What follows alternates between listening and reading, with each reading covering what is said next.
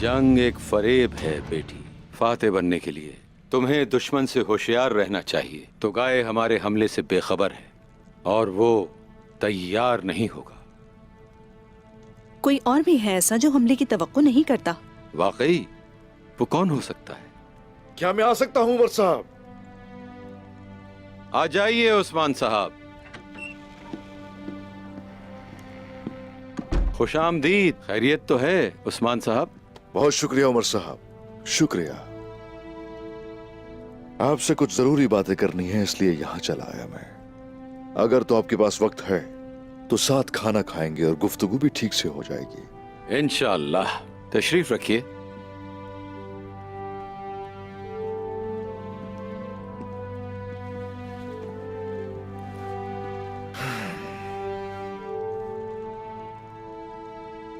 आप तो जानते हैं कि किस मकसद के लिए मैं कोनिया गया था। मेरे इल्म में है उस्मान साहब। सुल्तान से आपकी क्या बात हुई? मुझे इसकी तशवीश है उस्मान साहब। मैं वही बताने आया हूं। सुल्तान के मुताबिक हमें थोड़े अरसे के लिए मंगोलों का ताबे होना होगा। ज्यादा नहीं, थोड़े अरसे के लिए। मुझसे आप ये सुने, मैं ये चाहता था उमर साहब।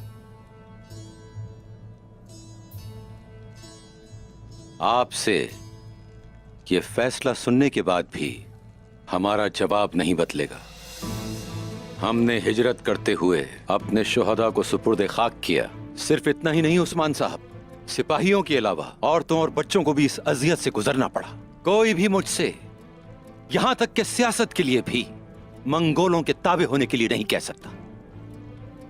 उमर साहब, हम सब लोग भी इससे गुजरे हैं और मंगोलों से लड़कर यहां तक पहुंचे हैं।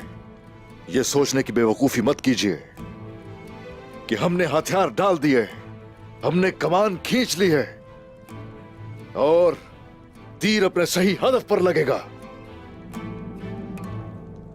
आप अपनी कमान खींचे और अपने तीर चलाएं। मैं अपनी तलवार निकालूंगा और अपने तरीके से लड़ूंगा।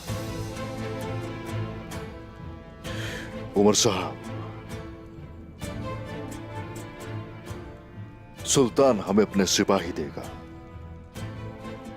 उसके बारे में सोचें। इस बात को तस्लीम करें कि मैं चंद सिपाहियों की बात नहीं कर रहा, पूरे लश्कर की बात कर रहा हूं।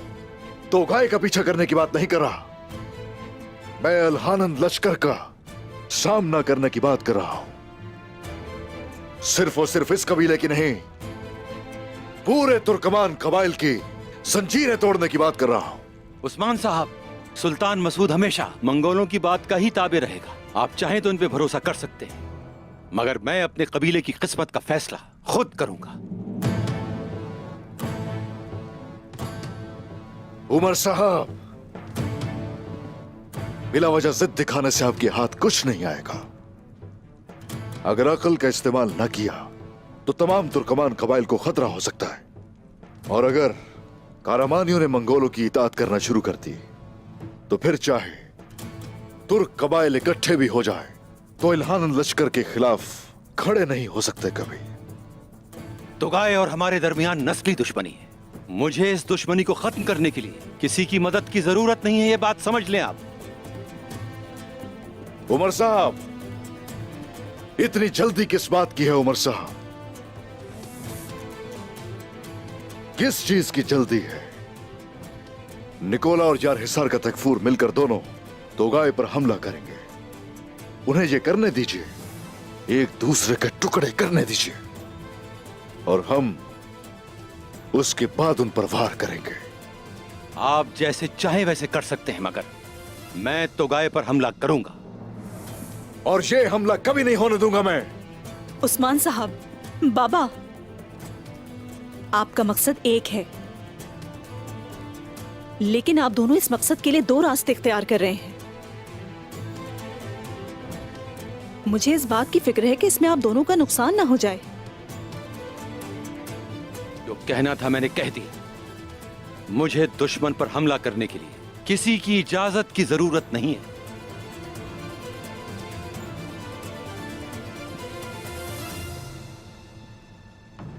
उमर साहब,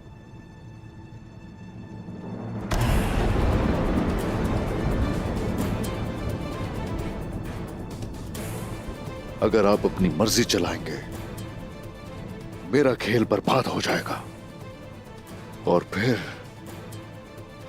मैं किसी का जिम्मेदार नहीं, जान लीजिए।